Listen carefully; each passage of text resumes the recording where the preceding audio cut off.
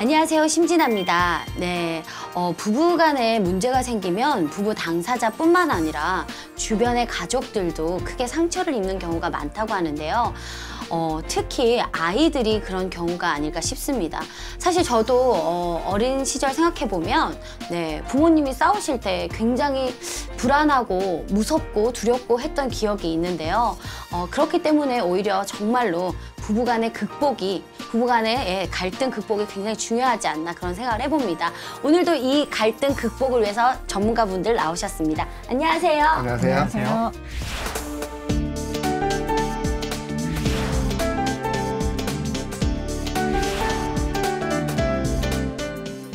아이들이 상처를 굉장히 많이 받아요. 아이들 앞에서 부부싸움을 하게 되면 아이들에게 어떤 상처가 가나요?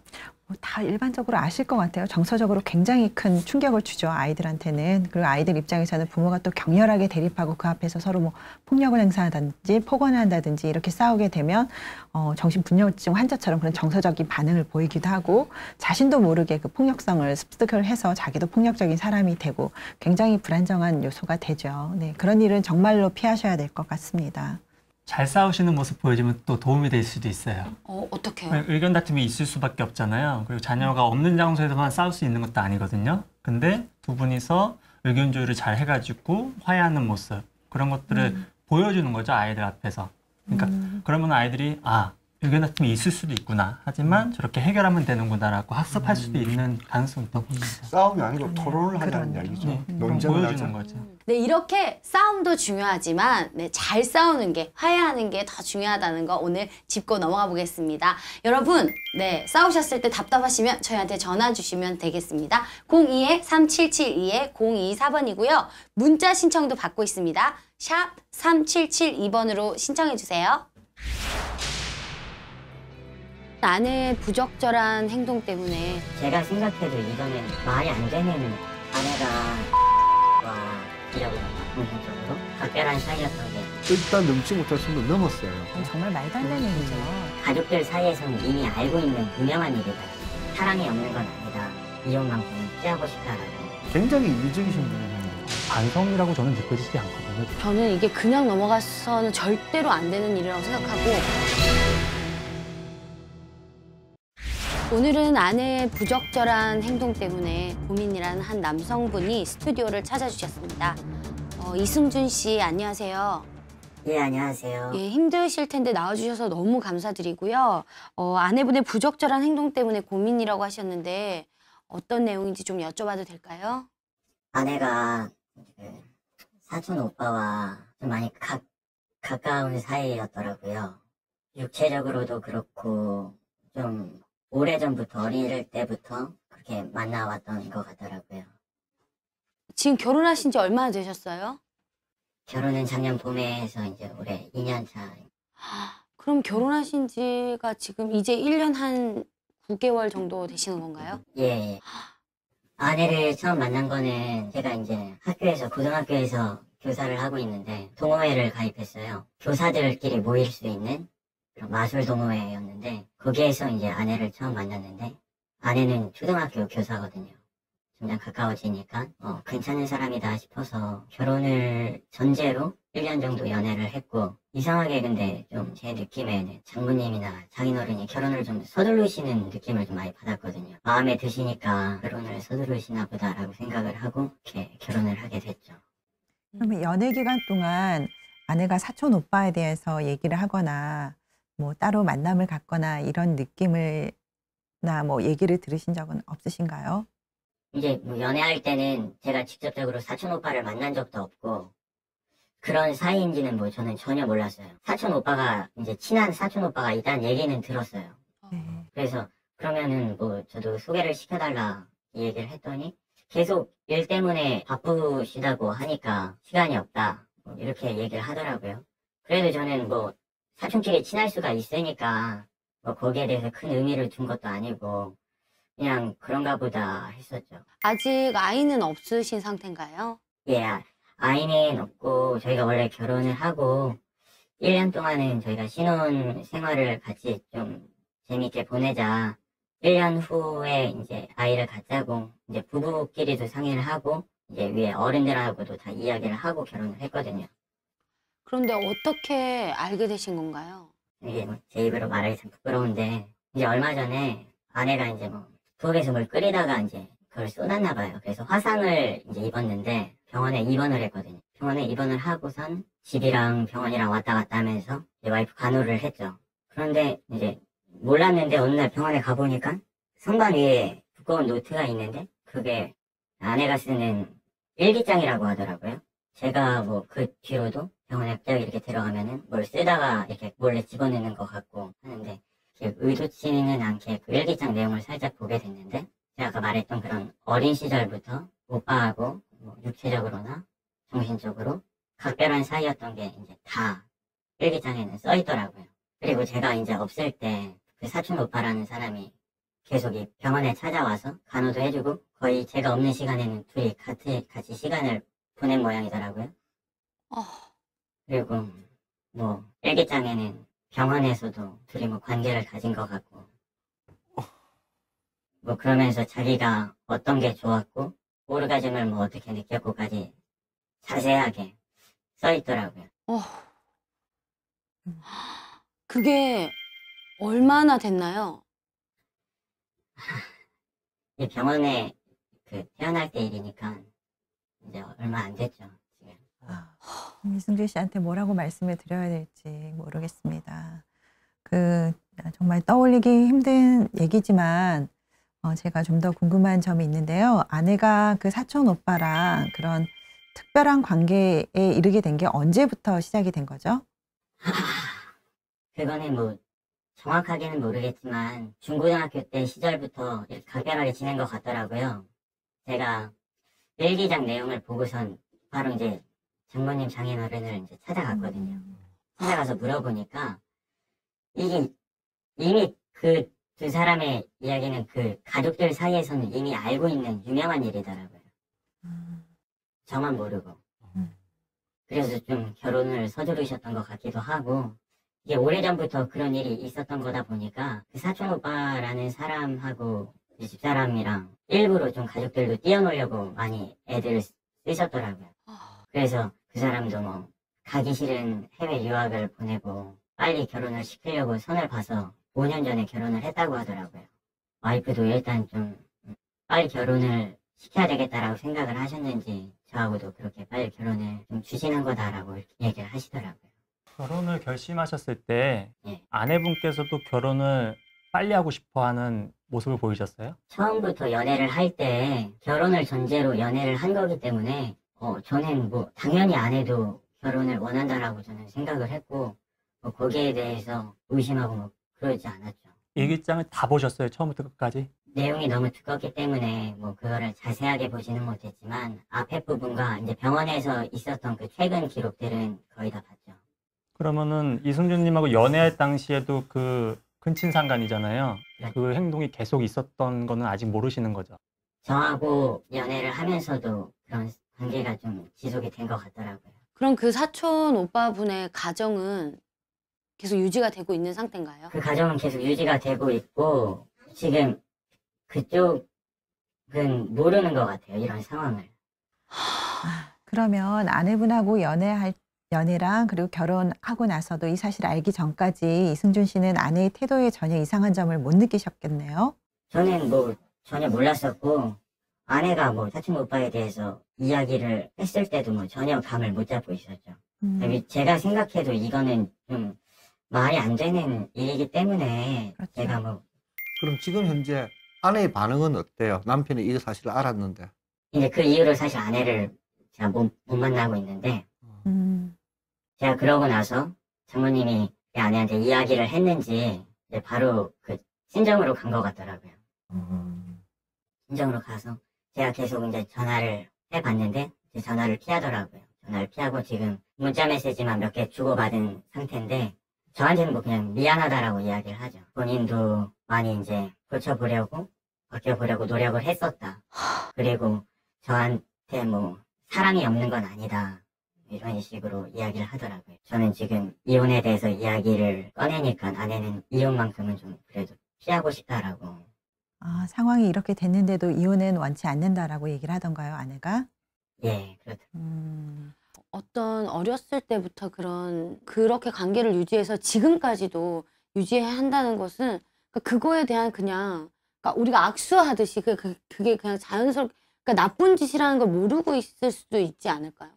만약에 이 관계가 근친상간 관계가 굉장히 어렸을 때부터 시작됐으면 성에 대한 호기심이 생겼으면은 그럴 수도 있다고 생각되는데 성인이 돼서까지 지속된다는 거 봐서 저는 도덕성이 좀 의심이 되고요.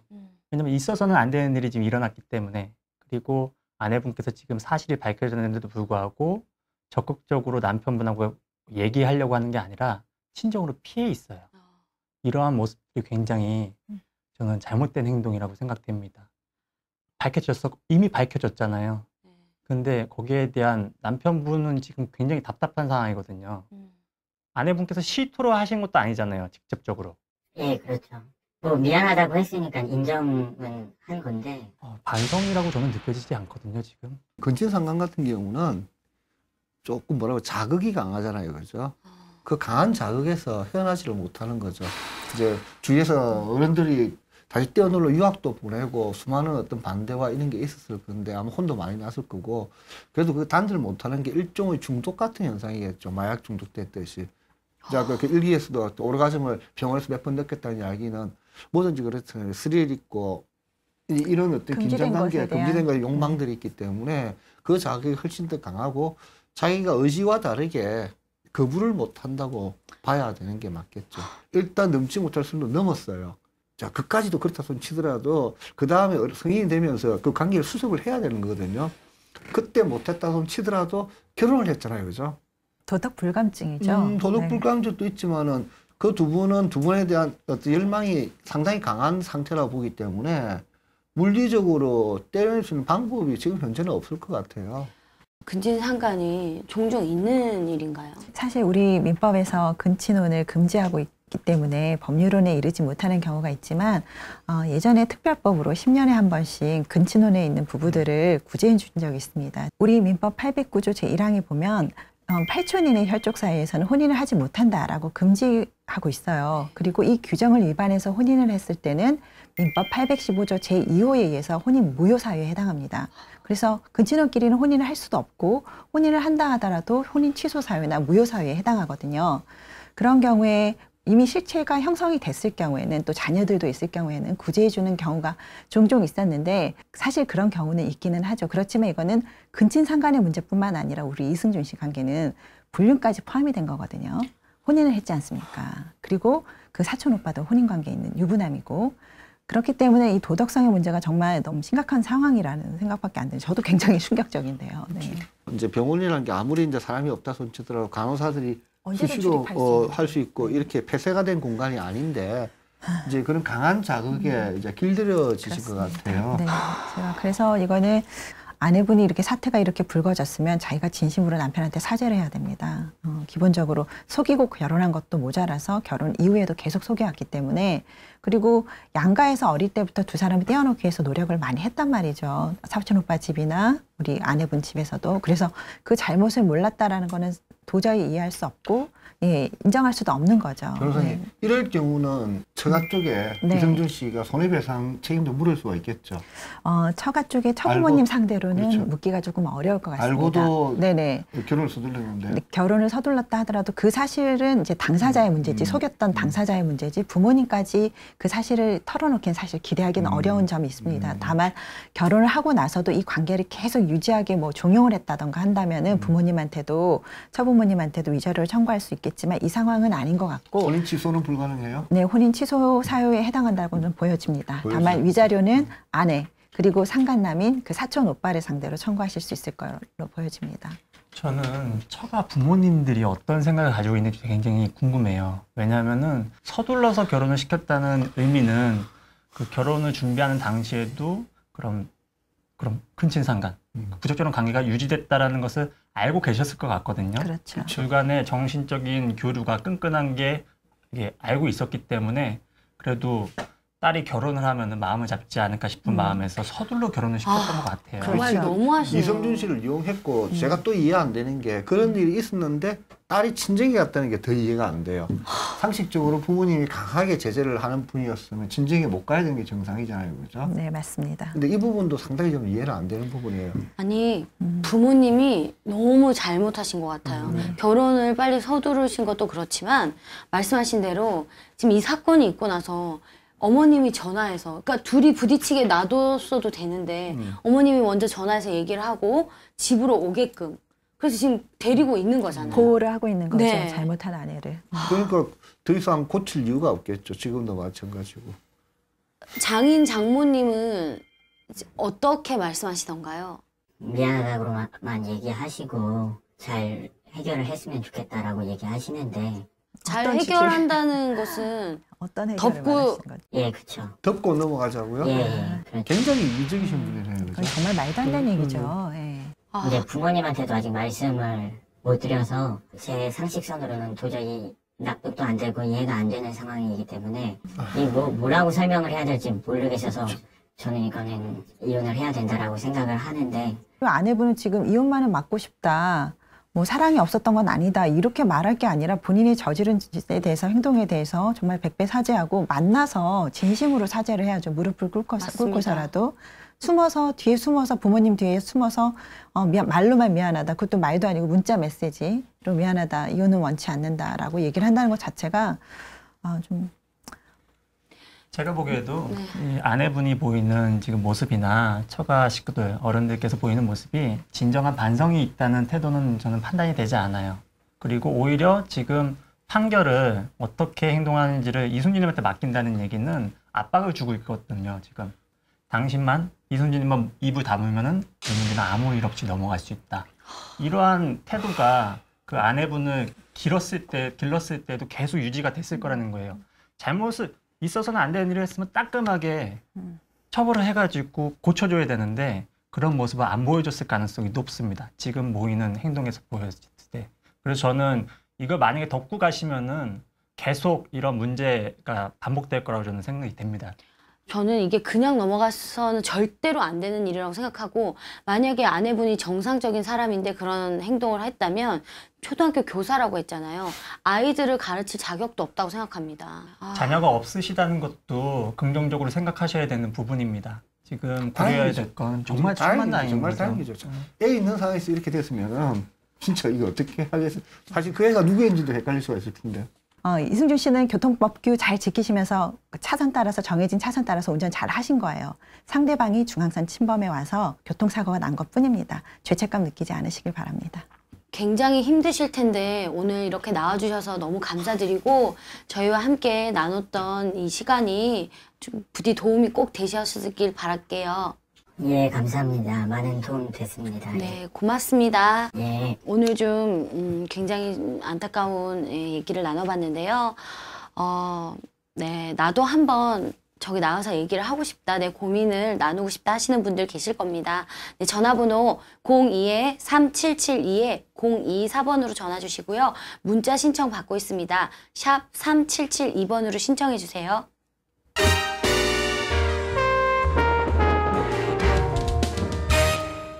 네, 회사나 친구들과 다툼이 있었을 때 여자는 내 편이 돼주고 내 길 공감해주길 바라는데요.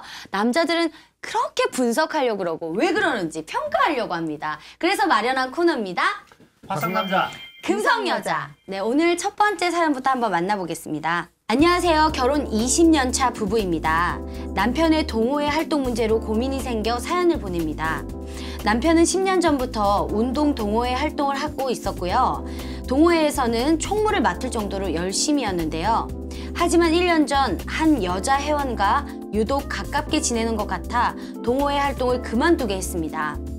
당시만 해도 남편은 순순히 제 제안을 받아들이더군요. 문제는 동호회 활동을 하지 않는데도 문제의 그 여자 회원과 꾸준히 연락을 주고받는다는 겁니다. 오랫동안 동호회 활동을 했으니 연락을 주고받는 것이 무슨 대수냐고 생각할 수 있지만 그 빈도수가 다른 사람들에 비해 유독 많다는 겁니다.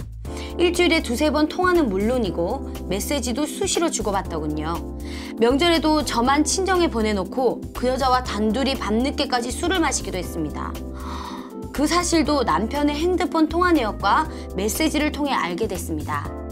남편에게 그 여자와 무슨 사이냐고 추궁을 해도 남편은 아무 사이 아니라고만 말하고 여자의 직감이라는 게 있잖아요. 아무 사이도 아닌 사이에 낮에는 물론 밤 늦은 시간에도 통화하고 저와 있었던 이야기를 시시콜콜 그 여자와 메시지로 주고받는 것을 보면 분명 단순한 동호회 회원은 아니라는 생각이 드네요. 동호회 회원이 그 정도로 유대감이 좋고 친밀한가요? 더욱이 서로 가정이 있는 남자와 여자가요. 그런데 최근 남편이 다시 동호회 활동을 시작하겠다고 했습니다. 문제의 그 여자 회원은 여전히 그 동호회 활동을 하고 있고요. 남편을 믿고 싶지만 자꾸만 의심이 커져가는데요. 제가 이상한 걸까요? 전혀 이상하지 저도 않습니다. 그렇게 생각. 네. 남편분은 거짓말 하셨네요. 아무 사이가 아니라 친밀한 사이시네요. 네. 아니 이제 젊은 사람들 이야기는 이제 좀 과한 썸을 타고 있는 뭐 그 정도 단계? 제가 봤을 때는요. 굉장히 저는 이 읽으면서 너무 놀라웠거든요. 아내의 반응이. 보통 이 정도면은 다른 아내 같으면 난리가 났습니다. 뭐 하는 거야 자기 막 핸드폰 보고 지금 내가 명절에 친정에 가 있는데 밤늦게 그 여자와 이거는 오히려 아내분이 좀 문제가 있지 않나. 그러니까 그동안 살면서 남편을 너무 풀어놓거나 그런 어떤 일이 생겼을 때도 너무 그냥 유하게 넘어가 버리니까 남편이 이렇게 해명할 수도 있는 거예요. 네, 이제는 강력하게 대처하셔야 될 네. 단계라고 생각합니다. 저는 적어도 바람의 도입 부분에 들어섰다고는 보여지거든요. 그 여자분을 일단 만나서 엄중 경고를 주는 게 나을 것 같은데 그 다음에 안 되면 동호회 안에서 이제 활동을 못하게 막는다든지. 저는 아니면 동호회를 같이 나가면 그렇죠. 어떨까요? 네, 저는 그 제재를 생각을 같이 하는 하거든요. 형태가 돼야죠. 부부가 그 같이 할 수 있는 취미 활동을 갖는 것도 굉장히 중요합니다. 그래서 저는 오히려 아내한테 남편에게 그렇죠. 동호회 활동 하지 말라고 금지를 할 게 아니라 같이 나가고 그 여자분을 만날 때도 같이 나가고 같이 어울리자라고 제안을 해봐야 될 것 같아요. 아주 좋아요. 네, 남편 입장에서는 아무런 관계가 아니라면 아내와 함께 같이 만나지 못할 이유가 없잖아요. 같이 만나서 그 관계를 그 두 사람이 만나서 뭐 어떤 이야기를 하는지 그리고 분위기만 봐도 알 수 있잖아요. 이게 정말 그냥 친구처럼 단순한 교류인지 이것이 썸을 넘어서 바람의 도입 단계에 들어선 관계인지 아니면 실질적으로 굉장히 깊은 관계에 이르렀는지는 이제 보면 알 수 있으니까 그런 어떤 조치를 취하고 그리고 못 만나게 하고 그러니까 강력하게 대처를 하셔야 된다고 봅니다. 이 여자분하고 내 얘기를 내 그쵸. 남편이 시시콜콜 이거는 정말 상상할 수도 없는 일인 것 원래 같아요. 그렇게 다 하는데요. 원래 그렇게 다른 여자와요? 그렇죠. 여자들도 다른 남자한테 남자친구가 남편 그러니까 하는 거 똑같은 거죠. 그러니까 동성애 친구에게 아야 우리 남편, 그러니까 서로 남편을 욕하는 그런 건 모르겠는데 이성의 친구, 그것도 결혼 후에 만난 이성의 친구에게 내가 만약에 남자 친구를 만나서 야 우리 남편 이래서 이거를 아니 이거죠. 꼭 연애나 쓴 감정이 아니더라도 이성 친구한테 할 수 있는 이야기가 뭐겠어요. 동성 친구 외에. 그거는 자기 와이프와 아니면 자기 남편과 할 수 없는 어떤 이야기들인데 그거는 조언을 구하죠. 그렇죠. 아내와의 화해라든지 뭐 어떤 발전을 위한 뭐 이벤트를 할 건데 그렇죠. 여자들 뭐 좋아해? 이런 조언이면 모르겠지만 아내와 있었던 얘기를 시시콜콜 그 여자에게 한다는 것은 굉장히 기분 나쁜 일이에요. 어떻게 했어요? 이랬는데 우리 아내는 정말 나한테 이렇게 한대. 어떻게 하면 좋아? 뭐 이런 식으로 이제 물어볼 수는 있겠죠. 당연히. 같은 여자니까. 근데 제 경험에 비춰봐도 이제 여자들 같은 경우는 그 배우자의 험담이라든지 문제점을 같은 동성 친구들하고 공유를 하잖아요. 문제점을 얘기를 하고 그렇죠. 그 해답을 얻기 위해서 동성 친구들과 공유를 하는데 저희 대학교 동기들 같은 경우에도 보면 그런 문제를 동성들끼리 남자들끼리 아니. 공유하지 않더라고요. 남자들끼리 저한테 절대 안 상의를 해요. 구하더라고요. 네, 그런 점에서 보면은 남자들 같은 경우 동성들끼리 좋은 이야기 아니면 사회적 이야기에 그치고 자기 잘난 이야기. 그렇죠. 가정적인 문제점에 대해서는 같이 공유를 안 하려고 하는 것 같아요. 그래서 아마 남성분들이 그래서 그런 점에서 더 외롭고 문제를 해결하는데 좀 어려움이 있지 않나라는 생각이 들어요. 네. 그럼 이 여자분이 살해자분이 어떻게 해야 될까요? 뭐 일단 그 여자분을 만날 수 있으면 만나보는 게 낫고요. 우리 설문호 선생님이 말씀하셨듯이 그 동호회 활동 같이 했으면 좋겠어요. 그것도 힘들다면 남편한테 엄중 경고한 후 동호회 활동 못하게 한다든지 아니면 그 동호회 뭐 어떤 보면은 거기서 이제 공개를 하겠다는 어떤 어름점까지 좀 강력한 대응이 좀 필요할 거예요. 단 이제 절차를 잘 밟아야지. 그렇지 않으면 또 남자는 또 나름 또 자기 그쵸. 어떤 사회적 위신이 망치렸다 그래가지고 자기가 잘못한 건 생각도 않고 그 행위 자체를 가지고 또 반항을 할 수가 있거든요. 네. 그런 부분 좀 치밀하고 전략적으로 좀 접근하셔야 될 것 같아요. 아우, 저희가 얘기할 부분은 아주 종합적으로 다 말씀하셨어요. 네. 저희가 더 이상 뭐 어떤 말씀을 안 해도 될 것 같습니다. 네, 대표님 말씀 예, 명심하시고 강하게 대처하시길 바랍니다.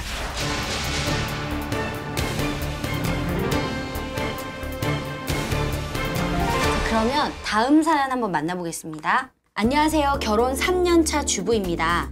결혼 전에는 결혼을 하더라도 당분간은 직장 생활을 하려고 했었지만 허니문 베이비가 생기는 바람에 결혼 6개월 만에 직장을 그만두고 전업주부가 됐습니다. 전업주부가 된 후부터 남편 월급이 들어오는 통장은 제가 관리하면서 남편 월급을 쪼개 생활비며 적금, 남편 용돈 등으로 나누어서 관리했는데요. 그러다 보니 시장을 보면서도 적은 돈에 민감해질 수밖에 없더군요. 고생하는 남편에게 항상 많은 용돈을 주지 못해 미안한 마음도 컸습니다. 하지만 얼마 전 남편이 저 몰래 다른 주머니를 만들고 있다는 사실을 알게 됐습니다. 남편이 업무상 출장을 자주 다니는 편인데 출장비나 기타 업무에 필요한 비용들을 법인카드로 결제하는 게 아니라 따로 남편에게 일정 금액이 지급됩니다. 물론 그 비용은 월급 통장과는 별개로 다른 통장으로 지급되고 있고 업무 관련 비용이라 저는 그 통장을 전혀 신경 쓰지 않았습니다. 그런데 알고 보니 그 통장으로 남편의 성과급도 함께 지급되고 있었습니다. 성과급을 혼자 받아서 사용했더라고요. 그동안 용돈을 적게 줘서 미안하다고 항상 남편에게 주눅들어 하던 저를 남편이 얼마나 우습게 생각했을지 생각하면 화가 나는데요. 남편은 아직 제가 그 사실을 알고 있다는 것을 모릅니다. 그동안 저를 속인 건 화가 나지만 그래도 남편과 큰 문제 없이 이 성과급 문제를 해결하고 싶은데요. 좋은 방법이 없을까요? 사실 그 회사에 따라서는 성과급이 굉장히 큰 경우도 많거든요. 수천만 원에 이르는 경우도 있거든요. 그래서 지금 성과급이 어느 정도인지는 잘 모르겠지만 아내 입장에서는 어쨌든 금액 여부를 떠나서 남편에게 내가 용돈을 많이 못 줘서 미안해하고 있는데 남편이 그런 작은 부분까지도 나한테 숨기고 혼자서 잘 쓰고 있었다라는 생각에 큰 배신감이 들었을 것 같습니다. 제가 생각하기에는 이 부분은 짚고 넘어가야 될 문제입니다. 반드시 금액이 얼마이든지 간에 남편에게 내가 알았다라는 사실을 말씀을 드리고 그리고 어떻게 사용했는지 그 부분 남편도 사실 저축을 했을 수도 있거든요. 그렇죠. 가족을 위해서.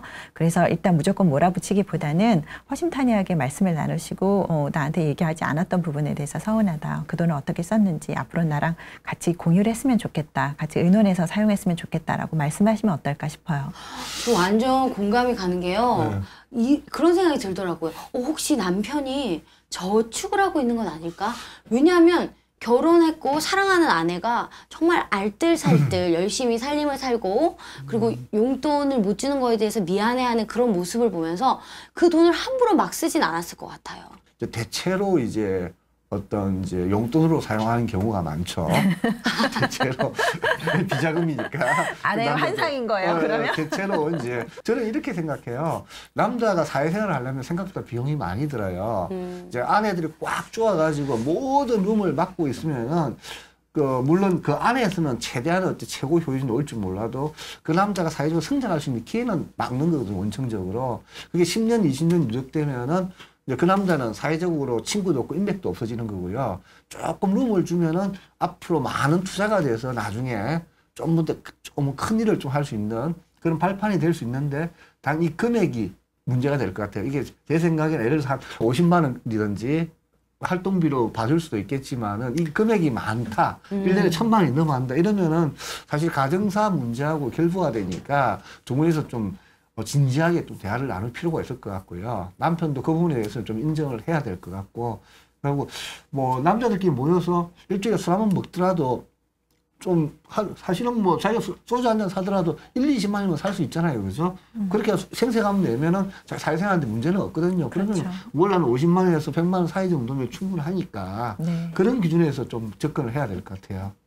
제 개인적인 생각으로는 저축은 안 하셨을 것 같습니다. 그리고 그 성과금 통장이 그 남편분한테 정말 오아시스 같지 않았을까라는 생각이 들어요. 삶의 기쁨이죠, 친구한테. 만약에 이거를 전부 다 달라고 하면은 아마 남편분의 이제 저항이 있을 거라고 저는 생각합니다. 직장을 바꿀 수도 있겠죠. 기득권이 있는 걸 누구도 놓치기 싫어하는 거거든요. 그래서 솔직하게 얘기하시고 우리 재정 상황이 지금 이러니까 당신이 그동안 유용한 거에 대해서는 용서를 해주겠다. 대신에 지금부터는 공개를 하거나 일정 부분을 가정 경제에 내놓는 게 좋겠다라고 타협하시는 게 좋을 것 같아요. 얘기하시는 게 좋을 것 같습니다. 네, 네. 저도 같은 생각이거든요. 접근을 할 때 화를 내지 마시고요. 편지를 한번 이용해 보시면 어떨까 싶습니다. 그래서 대표님 말씀이라든지 변호사님, 장 선생님 말씀을 그대로 담는 거죠. 여보, 내가 이걸 알게 됐는데 좀 서운했다, 사실은. 그치만 여보가 사회생활 하는데 돈이 필요했나 보다 하는 그런 생각도 들었고, 내가 그동안 너무 좀 쪼았나? 그래서 자기가 나한테 말 못했나? 이런 생각도 했다고. 하지만 서운한 부분도 있었고, 알게 됐으니 나는 자기한테 말하는 게 맞을 것 같다고. 그러니까 앞으로는 공유를 했으면 좋겠다고. 이렇게 하면 남편이, 하지만 그 마지막에 이렇게 써주는 게 어떨까요? 분명히 현명하게 자기가 썼을 거라고 나는 믿어요. 뭐 이렇게 하면은 무서운데요. 네, 잘 해결했으면 좋겠습니다.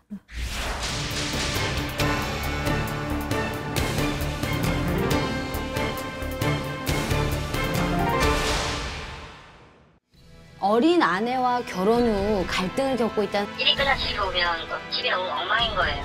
또 집에서 영화 보고 있고 막 그러고 있는데 그런 얘기를 많이 하니까 언제나 한 번 되게 정리가 잘 돼 있더라고요.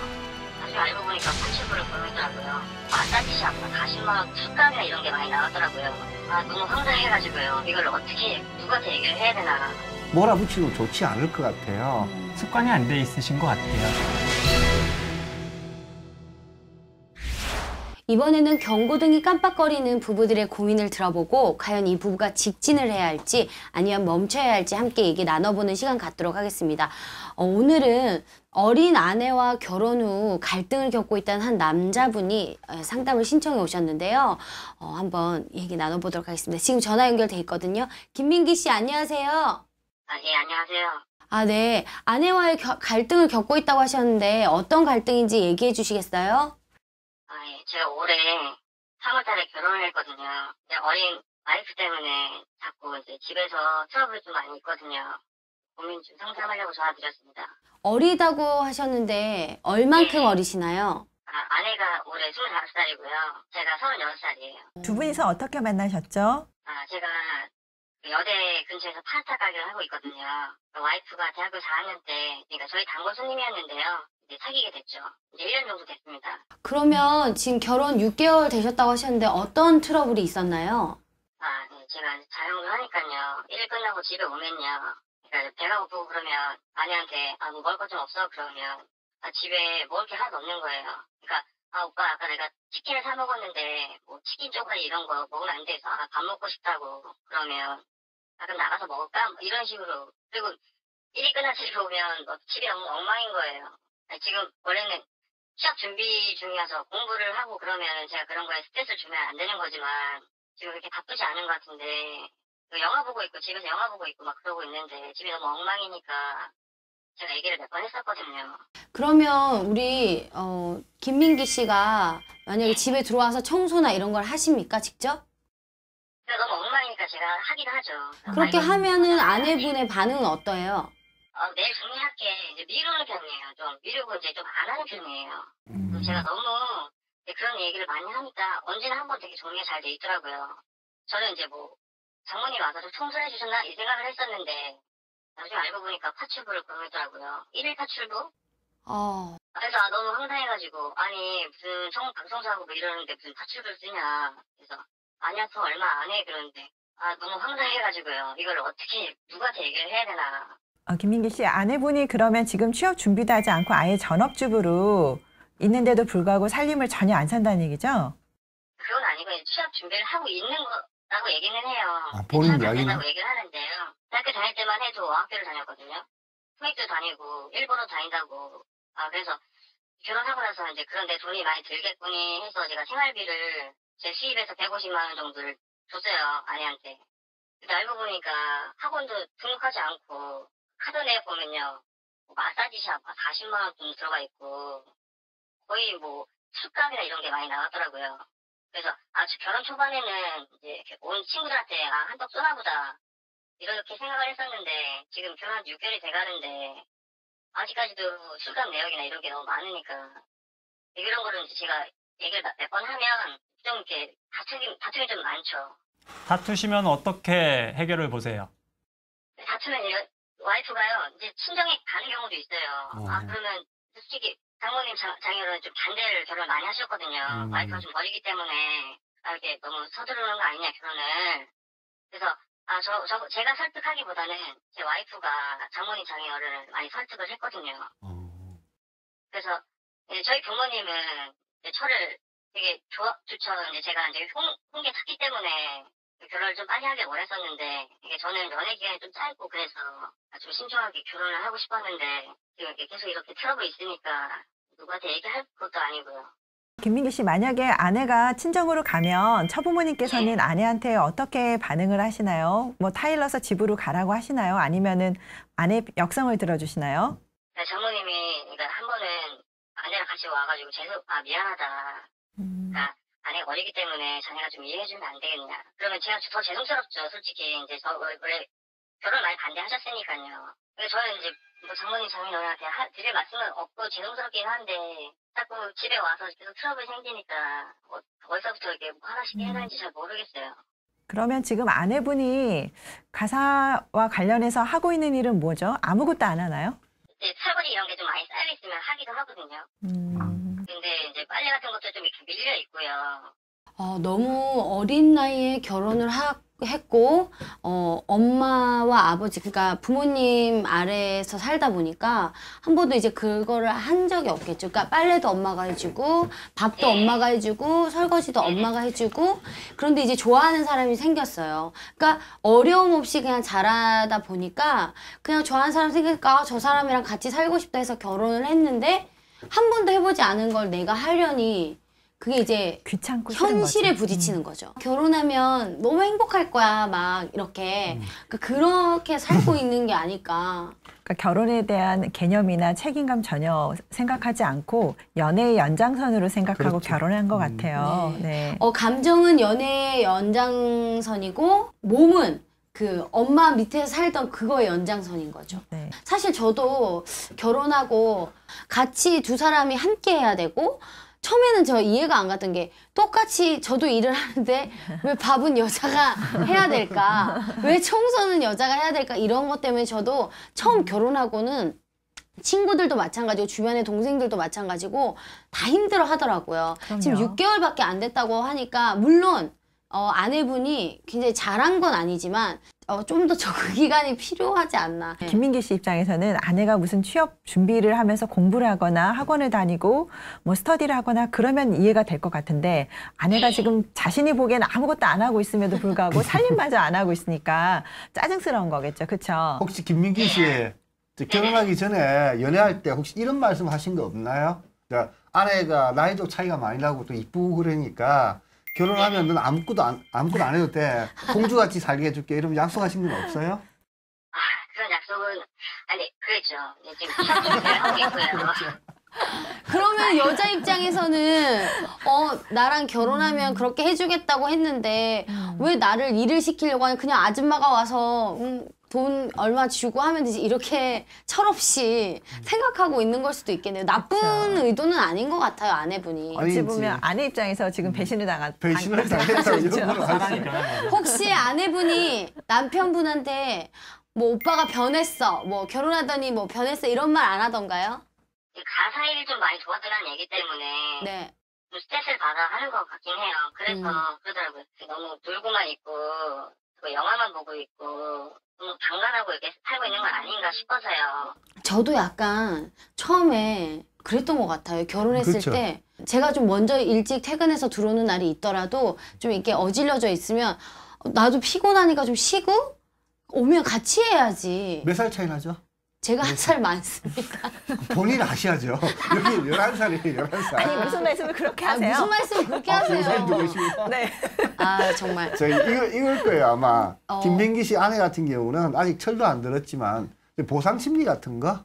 왜냐면 이제 아무래도 나이 많은 남자들과 같이 있고 연애를 하다 보면은 남자들이 많은 걸 포용해주고 원하는 대로 다 해주잖아요. 그죠? 그냥 마냥 이쁘니까. 이제 그런 어떤 이제 기대를 갖고 결혼을 했을 거고, 당연히 나같이 뭐 젊고 이쁜 여자를 만났으니까 오빠는 이 정도는 해줘야 돼. 뭐 이런 생각? 혹시 김민기 씨 그런 말씀 부인 하신 적 없어요? 그런 말은 한 적은 없는데, 이제 친구들이나 이제 여러 친구들 보면요, 부러워하죠. 저를 부러워하죠. 네. 근데 그것도 하루 이틀이죠.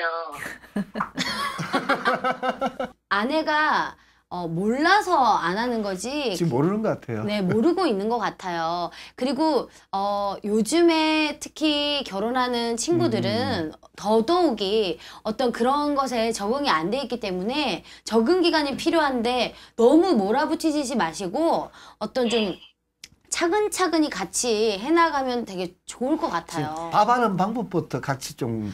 한번 얼마 전에 어머니 생신이 있었거든요. 네. 그때 첫 어머 생신이니까 생일상을 좀 차렸으면 좋겠다 이랬는데 인스턴트 미역국을 사더라고요. 네?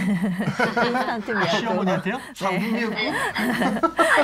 아니 그 정말 미역국을 25살 며느리가 할 수 있는 네. 일이네요. 최고의 귀엽네요. 귀여운 그러니까 공부를 해야 될 지금 것 같아요. 김민기 씨는 밥이 문제가 아니라 집에 있는 거가 좀 답답하다고 하니까 가사일 때문이 아니라 그냥 그래서 같이 무기력하게 네. 아무것도 안 하고 있는 게 어, 보기 싫다는 것 같아요. 그렇죠. 대학교 때 이제 4학년 때 취업은 실패를 하신 거죠. 면접이 아닌 데서 좀 많이 보다가 취업해서 딱 떨어지신 건가요, 시험에? 면접은 본다고 얘기를 했거든요. 계속 떨어지셨어요? 다른 거는 못 봤고요. 안 된다고 하더라고요. 남편이 돈을 벌고 있으니까 좀 쉬고 싶은 심정이 아닐까. 이게 만약에 뭐 1, 2년이 넘어서 몇 년이 되고 있다면 굉장히 문제지만 지금부터 차근차근히 같이 해결해 나갈 수 있는 문제가 아닌가 싶은데 그렇게 하려면 좀 좋은 방법이 없을까요? 지금 김민기님은 원하는 게 많으신데 아내분께서는 김민기님한테 어떤 걸 원하시는지 모르겠어요. 아니, 제가 이제 그런 걸 너무 스트레스를 줘서 그런지 한번 본심인지 아닌지 모르겠는데 오빠 우리 애 가질래? 그런 얘기 한 적이 한 번 있어요. 저야 지금 빨리 아기를 갖고 싶죠. 이제 부모님도 원하기도 하고요. 근데 이런 거 하나하나가 지금 준비가 안 돼 있는 것 같은데 빨래 이런 거 하나도 준비할지도 모르고 잘 하기 싫어하는데 아기가 생긴다고 해서 이게 달라질까? 제 일이 더 많아지는 거 아닐까? 그렇게 고민되더라고요. 사실은 여기서 같은 경우는 장모님 역할이 상당히 중요하실 것 같아요. 이제 장모님이 사실은 딸을 잘, 그죠? 네. 교육을 이제 아내로서 교육은 제대로 못 시키셔야 되니까 지금이라도 조금 더 집안일을 장모님이 좀 가르쳐 주는 게 좋지 않을까 싶어요. 저는 우리 김민기 씨하고 아내분이 같이 일을 좀 가사를 분담해서 정해서 뭐 청소는 내가, 설거지 빨래는 아내가 이렇게 정해놓고 하면 좋을 것 김민기 같아요. 씨는 억울하죠. 밖에서 일 다 하고 집안일까지 얼마나 억울하겠어요. 근데 억울한 거는 네. 대가를 치르는 거라고 생각을 하세요. 결혼은 어차피 서로 사랑과 그렇죠. 이해를 바탕으로 한 것이고 또 어느 정도 양보를 하면서 살아야 되는 거니까 아내가 어린 만큼 또 그것도 감수하셨을 것 같아요. 어린 아내이기 때문에 뭐 연애할 때도 아내가 조금 어려서 좀 철이 없나 이런 생각 하셨을 것 같거든요. 예. 그렇죠? 그렇죠. 네, 그럼에도 불구하고 결혼을 하셨으면 아내의 그런 단점 정도는 어느 정도 수용을 하시고 조정을 하기 위한 노력을 하시면 좋을 것 같다라는 생각이 듭니다. 아내분께서 소비는 굉장히 잘하시는데 이제 저축 습관이라든지 경제 활동을 안 해보신 경험이 있기 때문에 그런 것들을 차근차근 알려주셔야 될 것 같아요. 왜냐면은 김민기님이 사업하시는 분이잖아요. 예. 그러니까 뭐 지출이라든지 수입 같은 거 잘 관리하실 테니까 가계부 쓰는 것부터 이제 알려주셔야 될 것 같아요. 경제권 다 가지고 계시죠? 네네. 지금 제가 갖고 있는데요. 불안해서요. 습관이 안 돼 있으신 것 같아요. 지금 이제 이 상황이 지속이 되면 좀 문제가 생길 수가 있어요. 특히 아내분, 김민기 씨도 힘들어지지만 아내분도 남편한테 배신감을 느낄 수도 있거든요. 결혼을 구애한다든지 이런 반응이 보일 수가 있으니까 너무 강하게 지금 결혼 6개월인데 좀 몰아붙이는 건 좋지 않을 것 같아요. 혹시 아내분이 뭐 결혼을 후회한다든지 이런 반응을 보인 적은 없나요? 밤에 자고 있었는데 와이프가 누구랑 통화하는 것 같더라고요. 결혼을 후회한다. 너랑 있을 때가 좋았을 거. 근데 너랑 있을 때가 좋았다고 얘기하는 거는 남자 같잖아요. 의도는 하진 않았지만 너무 궁금한 거예요. 그래서 와이프 핸드폰을 제가 본 적이 있거든요. 전에 많은 남자친구 같은 거예요. 확실한 건 아닌데요. 그래서 결혼을 후회한다. 내용은 두 사람이 다시 만나고 이런 내용이 있어요? 그런 건 아니고요. 같이 뭐 술 한번 먹자. 뭐 하소연 정도? 너무 힘들다. 지금 아내분도 지금 힘들어하는 상황이네요. 그렇죠. 적응하기가 그렇죠? 힘든 거죠. 물론 아내가 많이 잘못하지만은 아내도 급격한 상황이 환경이 바뀌어버렸으니까 그럼요. 그렇죠. 적응할 때 시간과 좀 준비가 필요한데 이제 결혼하면 당연히 가정주부가 되겠거니 하고 김민기 씨가 좀 착각을 할 친구도 없잖아 있어요. 아내는 결혼하면 어머니하고 있을 때는 더 편하고 이제 쉽게 말하면 대우받으면 살 것이라 착각도 있었으니까. 적응 기간이 필요한데 너무 우리 김민기 씨가 처음부터 어떤 현모양처, 어떤 남자들이 흔히 생각하는 여자들의 그런 아내상 그렇죠. 그런 걸 바랬던 것 아닌가. 어쩌면 정말 김민기 씨 아내분에게는 큰 변화여서 힘든 일일 수도 있거든요. 그 자체가. 저는 재무설계 좀 받아보시라고 권유해드리고 싶어요. 지금 아내분이 살림살이도 문제지만 이 경제관념이 너무 없으신 것 같아요. 재무설계를 받아보시면서 중장기적으로 아이나 뭐 주택 마련 이런 것까지 다 한번 계획을 받아보시면 아내분도 자연스럽게 자영업하는 남편이 지금 왜 불안해하고 그렇죠. 있는지 예. 이런 점도 이해를 하면서 자연스럽게 노력을 할 수 있을 것 같거든요. 그래서 남편분이 지금 계속 우리 김민기 씨가 계속 얘기를 하면 아내한테는 잔소리, 남편이 그렇죠. 변했다 이렇게밖에 생각이 안 되니까 사랑이 식었다고 그러죠. 그렇죠. 객관적인 지위에 있는 제3자 전문가의 도움을 받아서 재무설계를 한번 받아보셨으면 합니다. 아내랑 좋은 대화 끝에 좋은 결실이 있기를 바라볼게요. 예, 얘기 한번 해보겠습니다. 네, 오늘 전화 주셔서 너무 감사드립니다. 나도 좀 내 속 얘기를 같이 나눠보고 싶다. 얘기하는 것만으로도 도움이 될 수 있거든요. 여러분 전화 주세요. 02-3772-0224번이고요. 예, 문자 신청도 받고 있습니다. 샵 3772번으로 신청해 주세요. 이혼이 완전히 다른 세상, 뭐 다른 단어 그런 줄 알았는데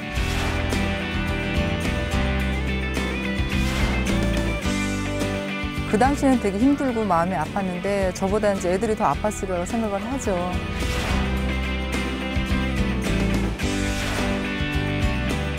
잠든 아이를 보면서 매일 울었어요. 남들처럼 잘해줄 게 아무것도 없잖아요.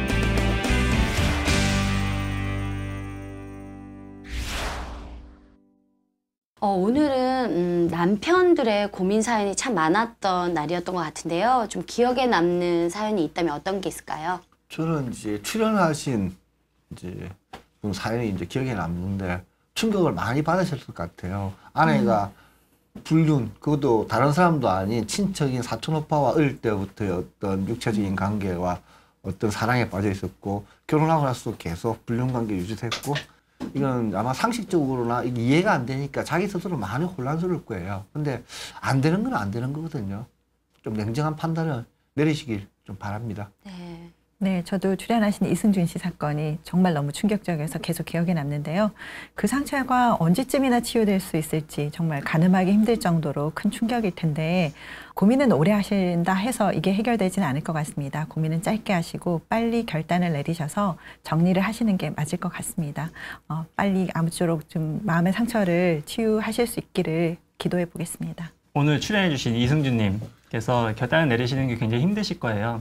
다행스러운 거는 가족들한테 얘기 못했지만 그래도 상담을 받고 계시고 약물치료 병행하고 계신다는 게 그나마 약간 마음에 안도가 됐습니다. 이승준님께서 이제 뭔가 결단을 내리고 하실 때 본인도 좀 생각하셨으면 좋겠어요. 지금 주변의 시선, 가족들 생각을 좀 더 많이 하시는 것 같아가지고 그런 것들이 어떤 행동을 하시는데 걸림돌이 되시는 것 같아서 조금 더 자신을 생각하는 결정을 하셨으면 바람이 있습니다. 네, 저도 이승준 씨 사연이 굉장히 깊이 남아있는데요. 한 사람의 인생을 어떻게 이렇게 망가뜨릴 수 있는지 정말 그 분들에게 너무너무 화가 나는 상황이었는데요. 제발 이승준 씨는 죄가 없으니까 죄책감이나 이런 데서 벗어나서 정말 빨리 정리하고 다시 예전의 모습으로 돌아가시기를 바라봅니다. 이렇게 여러 가지 고민이 있으신 분들 언제든지 저희 문을 두드려 주십시오. 저희 상담문은 활짝 열려 있습니다. 전화번호 02-3772-0224번이고요. 문자 신청 샵 3772번으로 해주시고요. SNS로도 신청 받고 있습니다. 많은 신청 부탁드리고요. 저희는 다음 주에 뵙겠습니다. 안녕히 계세요.